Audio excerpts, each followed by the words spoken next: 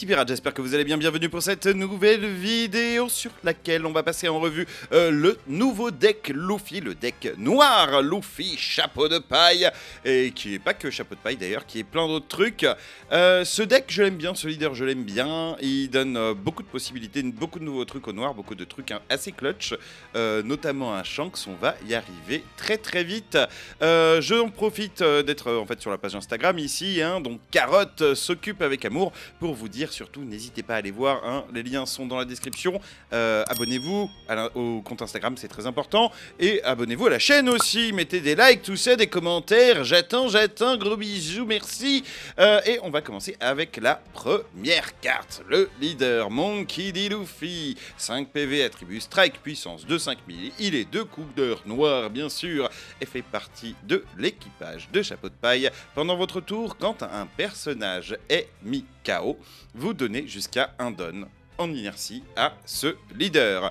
Alors ça vous rappelle quelque chose, je sais, ça vous rappelle l'autre leader Luffy, pas le rouge-vert, mais le tout premier, celui du starter 01, le Luffy rouge, qui avait la possibilité, une fois par tour, d'attacher une carte don en inertie à une autre carte chapeau de paille, ou à lui-même. Mais ici on va retrouver à peu près le même genre de mécanique, sauf que ça colle au noir, puisqu'on va mettre beaucoup de cartes KO dans le noir, grâce à différentes cartes, on connaît les Kobe, on connaît les Sakazuki, tout ça, et bien ici on va pouvoir en profiter pour aller booster notre leader.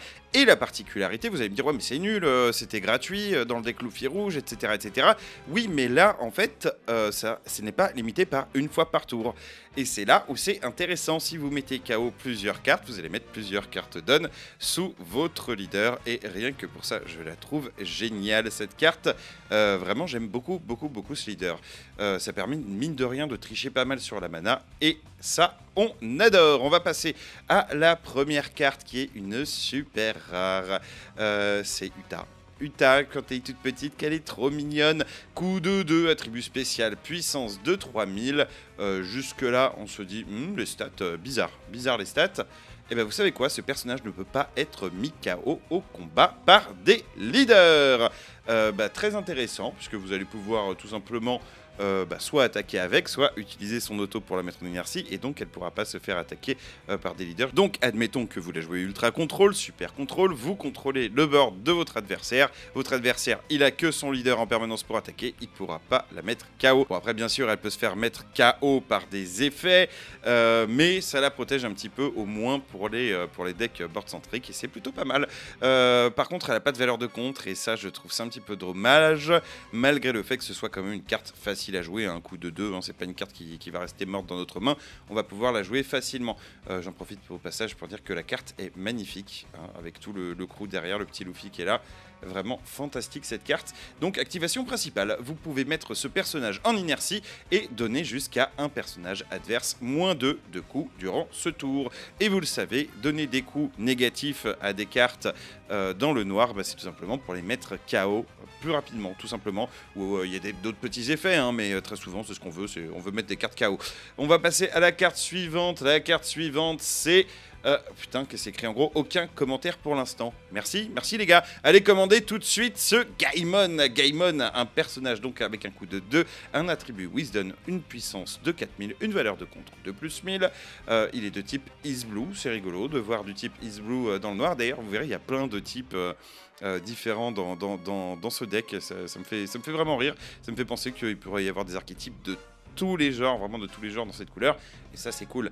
C'est tout simplement une sans capacité, une 4000 pour 2, on va pas s'éterniser dessus.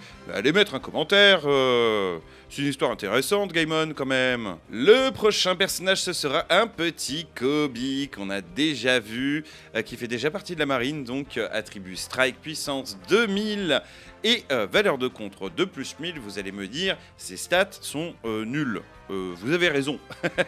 Donc il fait partie de la marine. Activation principale, vous pouvez mettre ce personnage en inertie, vous mettez KO jusqu'à un personnage adverse avec un coup de 2 ou moins. Cette carte elle est excellente parce que vous vous souvenez, avant on avait un Kobe qui vous permettait de vous défausser une carte de votre main pour mettre KO on play. Ici, c'est une activation principale. Donc en fait, vous pouvez le faire plusieurs fois. Enfin, vous pouvez le faire plusieurs fois à partir du moment où le Kobe reste en vie. On est d'accord. Donc vous mettez KO un personnage avec un coup de 2 ou moins. Donc c'est certes en dessous du 3 ou moins, mais ça reste très très puissant, surtout que vous avez maintenant la possibilité de jouer des Isho qui vont descendre tout le temps le coup des cartes adverses. Franchement, le coup de 2, on peut avoir beaucoup de cartes avec un coup de 2 assez facilement dans le noir. Je l'aime beaucoup cette carte. Et puis la valeur de compte de plus 1000 qui est pas dégueu, honnêtement, je pense que c'est même en trop, en fait, parce que je la trouve vraiment balèze cette carte. On va passer à la carte suivante. Attention, gros spoiler de ce petit deck de démarrage, c'est le Shanks donc à 9 avec une puissance de 10 000, il est d'attribut slash et il fait forcément partie de l'équipage du roux. Quand vous jouez le petit Shanks, vous pouvez défausser une carte de votre main et vous mettez KO tous les personnages avec un coup de 1 ou moins. Imaginons, vous avez setup le Kuzan, vous avez setup le Isho, tout le board adverse est à -8. On est d'accord jusqu'à maintenant. Et ben, si vous jouez Shanks le roux, vous allez tout simplement raser le board adverse. Sauf si bien sûr il y a une Big Mom à 10 ou une carte à 10 sur le board adverse. Vous n'allez pas la raser celle-ci, sauf si vous lui mettez un petit -1 avant, il y a possibilité de le faire, mais là vous rasez le board. C'est beaucoup trop fort. Si vous rasez le board à 9, attention, vous allez booster votre Luffy aussi. Vous supprimez 5 cartes, vous mettez KO, 5 cartes sur le board adverse, 5 personnages sur le board adverse. Votre Luffy, votre leader, il gagne 5 cartes down. Votre leader, il attaque à 10 000. C'est juste trop fort. Vous mettez une 10 000 sur le board et vous attaquez à 10 000. C'est vraiment très très fort. J'adore cette carte, je pense que voilà, dans mon deck à moi elle va être en x2 dans mon deck Luffy, parce que je vais vous en faire un. Ouais, je la trouve vraiment magnifique. On passe à la carte suivante et on va retrouver la petite Shirahoshi chez les hommes poissons, donc avec un coup de 4 attribut Wisdom. Elle a une valeur de contre de plus 1000, elle est de type Merfolk, donc les hommes poissons. Elle a une petite capacité bloqueur qui va bien. Quand vous la jouez, vous donnez jusqu'à un personnage adverse -4 de coups durant ce tour. Très sympa, -4 de coups, c'est un peu cher payé, c'est vrai. Mais bon, souvenez-vous, vous avez une Tsuru qui faisait -2, je crois, si je dis pas de bêtises, ou si c'était une Tashigi, je ne sais plus. Et vous donnez -2. Du coup, là, ici, pour 4, vous donnez -4. Ça prend moins de place dans le board pour gérer des grosses cartes. C'est très sympa. Voilà, elle a une petite valeur de compte de plus 1000 qui est pas dégueu. Après, bon, c'est clair qu'après, on va pas attaquer avec la carte. À 0, ça paraît compliqué. Mais sympa comme tout, cette petite Shirahoshi. On continue avec un nouveau bloqueur qui est cette fois-ci le bloqueur qui va se jouer en trigger, en fait, parce que c'est la capacité trigger de la carte. C'est une 1000 pour 3, voilà, avec une capacité de contre de plus 1000. C'est la petite Vivi qui nous vient d'Alabasta. Voilà, bloqueur qui se joue en trigger. C'est pas dégueu, on l'a vu. Moi, je l'avais joué dans le deck Ivankov, c'était une Boa Hancock. Ça peut être complètement clutch, ce genre de carte. Dans le jaune, on sait qu'il y en a une aussi, c'est la brûlée qui se joue en tant que bloqueur depuis les points de vie. Bon, c'est un peu plus facile dans le jaune de la jouer parce qu'on peut gérer ses points de vie, etc. Mais je trouve que ce genre de carte, en fait, un petit peu sous-évaluée à mon sens. Je la trouve vraiment pas mal et en plus, le design de la carte... Vraiment magnifique.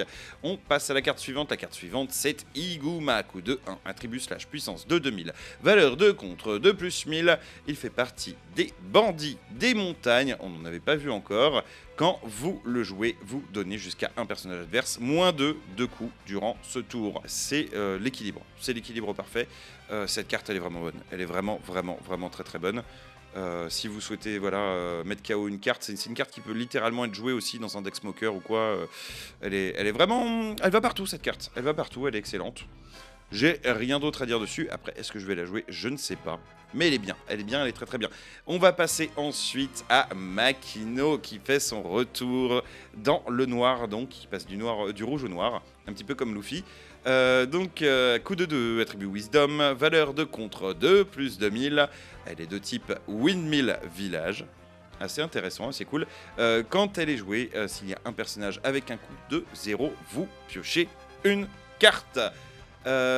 Mitigé. Je suis très mitigé sur cette carte, puisque certes, vous allez pouvoir piocher, avancer un petit peu dans votre deck avec un deck noir, mais à quoi ça sert de mettre une carte à 0 ? Par exemple, vous jouez un Kuzan. Kuzan, il met de la présence sur le board, il fait du -4 quand il attaque, et il pioche aussi. Ici, pour 2, piocher une carte avec une condition, bien qu'elle ait plus de 1000 de puissance dans la main, si vous voulez, mettre une carte à 0 sur le board, pour l'instant, je trouve qu'il n'y a aucune utilité. C'est mon avis, mais je pense honnêtement que cette carte ne sera pas jouée. Après, elle est toute mimi, la petite Makino. Voilà, carte suivante. Carte suivante, c'est une sans capacité, une 7000 pour 5. Et on rejoint la marine avec Monkey D. Garp. Aucun commentaire non plus pour l'instant sur cette carte. Je crois que les sans capacités n'ont pas la cote sur Instagram. Il est cool le Garp, il est cool le Garpounen, super artwork. Pas grand chose à dire, hein, c'est une sans capa de la marine. Ça peut être sympa, une 7000 pour 5 de la marine, donc tutorisable et tout. Ouais, bonne carte je pense à mettre aussi dans les decks de la marine, mais pas dans un deck orienté Luffy, je pense, voilà, à mon avis. Ensuite, on retrouve notre petit personnage favori, le Mugiwara. Monkey D. Luffy, coup de 3, attribut strike, puissance de 5000, valeur de contre de plus 1000. Et comme par hasard, on a un commentaire, et le commentaire, c'est un spam. C'est un spam. Send pick on Pokémon Hub. Non, je ne céderai pas de pic. Il aurait dû mettre send nude, j'aurais hésité. Mais là, des pics, si tu veux que je t'envoie comme pic. Je plaisante, bien sûr. Donc voilà, petite sans capacité, magnifique. Magnifique une fois de plus, avec les petites gouttelettes qui volent et tout. Waouh. Ils nous régalent, les illustrateurs. Prochaine carte, encore une sans capacité. Cette fois-ci, qui est de type animal. Très sympa. Coup de 4, attribut strike, puissance de 6000, valeur de compte de plus 1000. Donc de type animal. C'est notre Laboon international, qui est très beau sur cette carte. Encore vraiment, toutes les cartes de ce deck sont magnifiques, elles sont à tomber, même les sans capacité. Donc voilà, 6000 pour 4 en noir. Ça peut être joué aussi, ça peut être joué sans aucun problème. Et ensuite, on retrouve mon petit Bonclay cette fois-ci. Donc Mister Two, coup de 5, attribut strike, puissance de 6000, pas de valeur de contre. Il fait partie des anciens de Baroque Works. C'est cool de retrouver cet archétype encore une fois dans le noir. Donne x1 à la fin du combat dans lequel ce personnage combat un personnage adverse. Vous pouvez mettre KO le personnage avec lequel la carte a combattu, et si vous le faites, vous mettez KO ce personnage. C'est une carte de trade, tout simplement. C'est une 6000 pour 5, donc les stats sont pas dégueux, et en plus de mettre la pression à votre adversaire, si il a l'audace de mettre un gros bloqueur, par exemple, ou l'audace de mettre une carte impossible à gérer, par exemple, je sais pas, le kit vert, par exemple. Vous voyez le kit vert qui empêche d'attaquer le leader, etc. Eh ben, vous attaquez le kid. Les 2 cartes, elles sautent. Excellent. 2 cartes KO, ça veut dire quoi dans le deck Luffy ? Ça veut dire 2 cartes en plus sous votre leader. Ouais, je trouve très bien cette carte. 5 à jouer sur le board, un donne x1 pour mettre la pression après et un petit peu détruire les créatures adverses impossibles à péter. Je la trouve vraiment très bonne. Est-ce que je la mettrai dans mon deck ? Je ne sais pas. Est-ce que j'aime cette carte ? Absolument. Voilà, je sais pas quoi vous dire d'autre. On va passer à la carte suivante. Ah, et on arrive aux événements. Ici, donc, un événement de type chapeau de paille. Intéressant. Pour le coup, Gomu Gomu Belle, coup de 2. Elle est donc équipage de chapeau de paille. Activation principale. Vous pouvez ajouter une carte du dessus de vos points de vie à votre main. Dirait étrange. Et donner jusqu'à un personnage adverse -7 de coups durant ce tour. Oh, ça fait mal. Ça fait très mal, c'est de la grosse gestion pour le noir. Alors qu'est-ce que je pense de cette carte honnêtement ? Si vous jouez ultra contrôle, mais vraiment ultra contrôle, je la trouve balèze. Pourquoi ? Parce que si vous n'avez pas l'occasion de la jouer, vous avez toujours des cartes qui vous font défausser dans le noir. Je pense au Sakazuki, je pense au Kobiya 3, etc. Donc si vous voyez que votre adversaire joue pas big, ou ne jouera pas un archétype big, joue du Zoro, etc. -7, c'est pas intéressant. -7, vraiment pas intéressant. Mais -7 contre une Big Mom. Vous jouez Ultra Control, hein, je vous rappelle, il n'y a que le leader adverse qui attaque. Hein, c'est vraiment, à chaque tour, il va poser des cartes. Non, c'est non. Vous lui dites non. Ta carte n'attaquera pas, je te la mets KO. Et ça me met une carte donne sous mon leader. Cette carte, elle est juste trop bonne. Votre adversaire il joue une carte à 10, la Big Mom, machin, je prends un PV, tu prends un PV, enfin tu traches un PV, bah ici, tu prends un PV, certes, tu prends un peu cher, mais la Big Mom elle dégage. La Big Mom, ce n'est plus un problème, vous n'avez pas à la gérer.